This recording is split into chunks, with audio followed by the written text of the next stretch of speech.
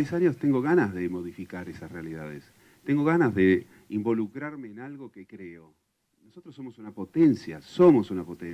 En lo que es Latinoamérica no hay otro país como Argentina. No existe una cultura, no existe un Colón.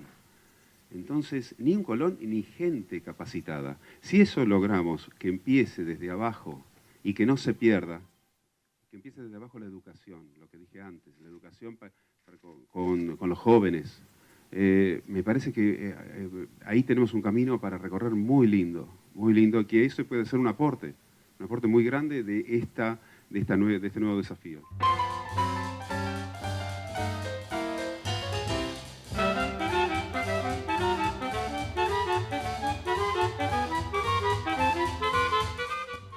Palabra de Ángel Mahler, flamante ministro de Cultura de la ciudad de Buenos Aires en reemplazo de Darío Lo Pérfido, después de ya lo conocido por su negación a los 30.000 desaparecidos en la última dictadura cívico-militar. Bien, tenemos la verdad que un gusto, estamos dialogando, vamos a dialogar en Bonito Cuelgue con Diego Fischerman. Escribió una nota muy pero muy interesante, Las imposturas del falso Mahler, hablando de Ángel Mahler, el flamante ministro de Cultura. Diego, te saluda Adrián Pertoldi, ¿cómo estás? ¿Se escucha ahí, Diego? Se cortó. Bueno, vamos a comunicarnos nuevamente con Diego Fischerman, que es periodista de Página 12, hablando acerca de lo que ocurrió con la designación de Ángel Mahler. Hay que decirlo, es conocido en el ambiente, obviamente, musical por sus obras de comedia musical con Pepito Cibrián y también con su música, con Juan Rodó, un muy buen tenor y la verdad que con un carisma impresionante, pero se estaba criticando mucho en los ámbitos culturales de la ciudad que no tenía, digamos, los antecedentes en la gestión cultural que hace falta para manejar porque uno dice el Ministerio de Cultura de la ciudad, pero maneja los teatros, el Teatro Colón. Diego, ¿me escuchás ahí? Sí, ¿qué tal? ¿Cómo te va? Bien, Diego, un placer realmente saludarte. Estábamos hablando acerca de tu nota en Página 12. La verdad que muy interesante acerca de este nombramiento de Ángel Mahler como ministro de Cultura. La opinión, digamos, para aquellos que no conocen, ¿quién es Ángel Mahler? Trataré de ser ecuánime. Es un empresario y músico exitoso en un campo particular, digamos, del entretenimiento, que son las comedias musicales comerciales, digamos, de éxito. Y poco más que eso, digamos, no ha hecho otras cosas que eso. Hace en realidad algunos conciertos de cámara donde hace arreglos de los éxitos, digamos, de sus comedias. Y algo que queda muy claro, Diego, en tu nota, es que carece absolutamente de lo que tiene que ver la gestión cultural, además de una ciudad tan, pero tan importante como Buenos Aires. En cualquier caso, esa es una columna de opinión y es efectivamente una opinión. Uno puede pensar... Pero no tiene los antecedentes, no los tiene. Bueno, hay sorpresas, uno puede apostar a eso. La pregunta que uno puede hacerse es ¿por qué? Digamos, o sea, ¿qué necesidad habría de apostar a alguien sin antecedentes cuando hay personas que eventualmente los tienen? Hay gente que dice, bueno, hay que esperar, o bueno, por ahí resulta que es un buen ministro. Sí, también es cierto que uno puede plantar cebolla y por ahí te crece alfalfa, pero en principio normalmente es mejor plantar alfalfa si crece alfalfa y plantar cebolla si crece cebolla. Sí. No parece ser el caso. Sí, es verdad. Diego, digamos, te quiero hacer dos preguntas puntuales. Se habló mucho que esta mención de Ángel Mahler es en realidad un nombramiento, pero que Lo Pérfido va a seguir en las sombras como un ministro de Cultura. Quería hacer tu opinión sobre eso. Y puntualmente otra pregunta tiene que ver con qué te pareció este tiempo, 7 meses de Darío Lo Pérfido al mando de lo que tuvo que ver el Ministerio de Cultura.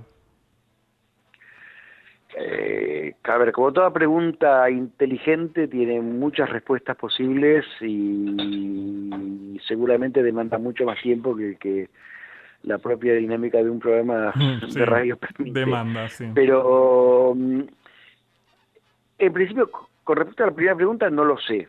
Es decir, hay varias hipótesis en danza. Hay algunos que piensan que uno de los motivos del nombramiento de Ángel Mahler es que iba a permitir que los equipos siguieran tal cual como estaban, digamos, que era una de las personas que aceptaba, digamos, que no se tocara demasiado aquello que ya se estaba haciendo, lo cual entraría en consonancia con esto que estás diciendo vos, es decir, que Sí, en las sombras el ministro seguiría siendo... Además, Diego, esto lo confirmó en una entrevista muy interesante que le hizo La Nación, muy crítica al mismo Mahler. Dijo, mira, yo llevo 2 personas de mi confianza y nada más, después los equipos se mantienen.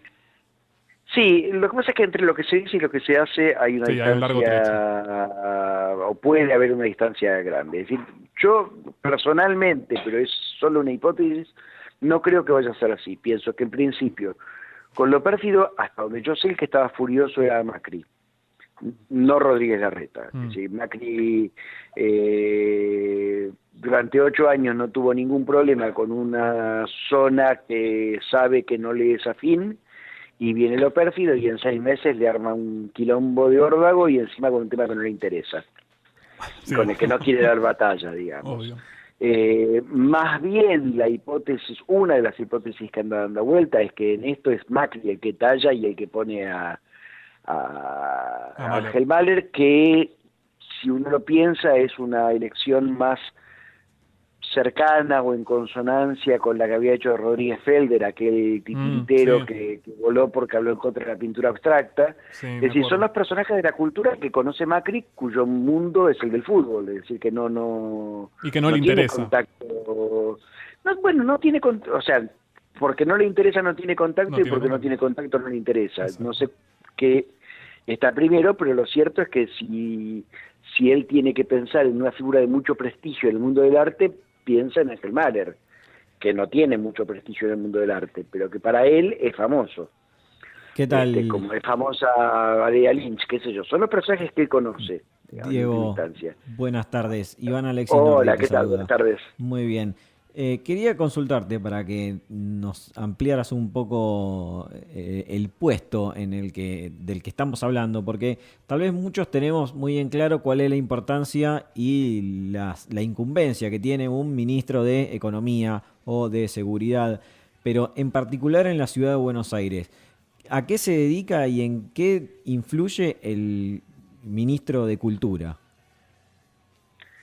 Es una buena pregunta, porque en realidad uno podría cuestionar la existencia del Ministerio de Cultura, pero en tanto no la cuestione, el Ministerio de Cultura es lo que es. Sí.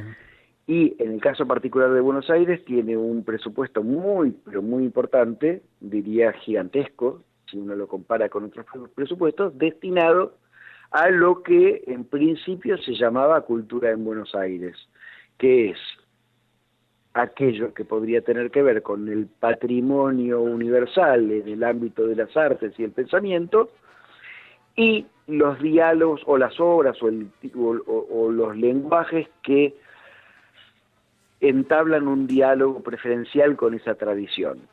No sé si esto es claro dicho de esta manera. Es decir, un museo. ¿Por qué existe un museo? Podría no existir un museo. ¿Por qué una ciudad es mejor si tiene un museo? Bueno, en realidad nadie se lo pone a pensar. Esto viene de finales del siglo XIX, de una idea de que los estados defienden este patrimonio. Abren lugares donde se puede ver aquello que pintaron, no sé, Leonardo da Vinci, o si somos argentinos, Prilidiano Pueyrredón o Sívori, y la gente puede verlo.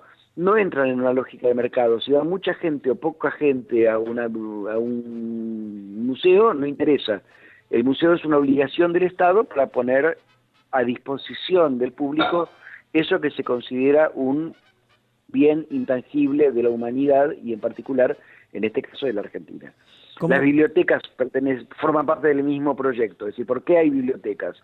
Porque se considera o porque tienen que ver con una idea según la cual el Estado se ocupaba de que la gente que quisiera tuviera acceso a ese patrimonio cultural, en este caso literario. El Colón, el San Martín, obedecen un poco a la misma idea. Es decir, no tendría sentido que el San Martín hiciera las obras de Cibrián y Ángel Mahler. No porque sean malas, no estamos entrando en una discusión de calidad, sino porque en principio el mercado funcionan dentro del mercado y no habría ninguna necesidad de que el Estado, es decir, nuestros impuestos, concretamente la reasignación de dinero que sale de nuestros impuestos, se dedicara a defender aquello que ya está definido por sí solo. Es decir, eso sucedió, por ejemplo, durante la dictadura militar, en que el sello de ATC, que era en ese entonces el Canal 7, publicaba los discos de los Parchís. Es decir, era obviamente un negocio privado, Claro. no importa si los Parchís eran buenos o malos musicalmente, o sea, no es que no se pueda discutir, pero es otra discusión, pero quienes pagábamos, producíamos esos discos, hacíamos esa inversión, entre comillas, éramos los ciudadanos de la Argentina. Y uno dice, ¿y por qué? Ahora, entonces, el ministerio está armado, más allá de un montón de cosas que se puedan cambiar, modificar, mejorar y hasta revisar, con una serie de organismos que llevan ya de por sí un montón de dinero y que tienen que ver con esa función. La Orquesta Filarmónica de Buenos Aires, la Orquesta Estable del Teatro Colón, que toca en las óperas, el Teatro Colón, que se dedica principalmente a las óperas, al ballet y la música sinfónica, la Usina del Arte, que es más nueva, digamos, en una tradición más reciente, pero que sobre todo se dedica a los conciertos de distintos géneros y con una cierta idea de lo que vulgarmente uno llamaría calidad, y si uno se quiere poner un poquito más fino, diría lenguajes que trabajan con la propia tensión del lenguaje, con una idea de cierto desafío, en todo caso estético, para diferenciarlo del entretenimiento puro, donde esa tensión en principio no está. No sé si esto es claro. Sí, quedó claro, Diego. Diego, con respecto a este concepto cultural que venís desarrollando, ¿cómo evaluás la corta gestión de Lo Pérfido en estos meses, teniendo en cuenta la participación ciudadana tal vez o la inclusión, que sabemos que en la ciudad de Buenos Aires tenemos bastante diferencia interbarrial? Mirá, hasta donde yo sé, Lo Pérfido, primero cometió un error político muy grande, digamos, abriendo una discusión que en principio no estaba, saliendo a pelearse con quienes no había una pelea planteada, y después no reconociendo su error y quedándose discutiendo a ver si era verdad o mentira, cuando en realidad, cuando vos sos un político y cometés un error político, te tenés que ir. O sea, es como cuando jugás al TEC, vos pusiste todas las fichas para invadir Kamchatka, te salieron mal 3 tiros seguidos, te jodiste. O sea, Claro. no podés quedarte diciendo, no, pero estaba bien invadir Kamchatka. Sonaste. O sea, él decidió hacer una apuesta política, trató de convertirse en un ideólogo de la nueva derecha, pensando que tenía un apoyo de la nación, etcétera, le salió mal, punto. Es eso, digamos, para limpiar toda una cuestión y sin entrar a discutir si los desaparecidos son 29.873, Sí, obvio. 30.000 o cuántos, digamos. O sea, es una discusión que eventualmente él como ministro de Cultura en ese ámbito y de esa manera no tenía por qué plantear, digamos. Bien. Quiero decir, si él decía, yo como ministro de Cultura creo que se debe abrir un debate para que especialistas, etcétera, porque el pasado de la Argentina, la reflexión, etcétera, etcétera, era otra historia. No lo hizo. Lo que hizo fue hacer una frase pseudo ingeniosa, digamos, una especie de acusación, y después salió, insisto, a pelearse con sectores que con los que no había pelea.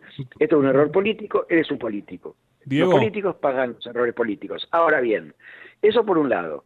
Y esto es lo que causó, digamos, la caída de Lo Pérfido, y la causó sobre todo porque le causaba problemas a Macri, digamos, ni más ni menos. Diego, te hago la Después última. de esto, Sí. perdón, Sí. en cuanto a la gestión en sí, en el Colón en particular hizo algunas cosas buenas que no se habían hecho hasta ese momento, digamos, abriendo el juego, poniendo abonos más baratos para estudiantes, haciendo abonos transversales para que el público, supongamos, de la Filarmónica pudiera comprar también un título de ópera para abrir el juego en ese sentido. Empezó con las transmisiones en streaming de cosas que se dan en el Colón, con la transmisión en pantalla afuera, que era una pantalla que estaba pero que nunca se había usado para lo propio del Colón, se usaba más bien para negocios privados de otros. O sea que en ese sentido, en particular en el Colón, no había hecho una mala gestión. En el resto dicen, yo no lo sé, pero los que saben y conocen la cosa dicen que no había hecho nada. Que más o menos, bueno, que se limitaba a dejar hacer a los otros. De todas maneras no estaba mal. Yo sé que por lo pronto en el Complejo Teatral de Buenos Aires la gestión que está llevando adelante Tellerman no es mala, es decir, hay buenos planes, hay gente capaz trabajando.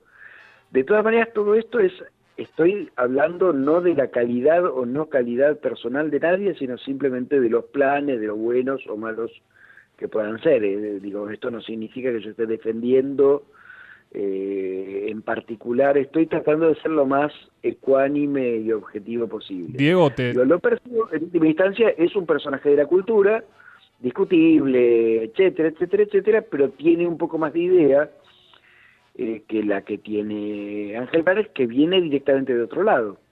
Diego, te queremos agradecer el contacto. La verdad que es muy interesante tu nota en página 12. A veces el tema de la cultura no es mediático, a veces no tiene tanto gancho, pero la verdad que la nota nos interesó mucho y la verdad que está bueno conocer otra mirada acerca de lo que pasa en la movida cultural de nuestra ciudad, que es tan importante. Un gran abrazo y gracias. Muchas gracias a ustedes, muy buenas tardes. Bien, estuvimos dialogando en Bonito Cuelgue con Diego Fischerman. Les recomiendo una nota en página 12, las imposturas de El Falso Mahler, acerca del flamante ministro de Cultura de la ciudad. ¿Lo escuchaste en Bonito Cuelgue?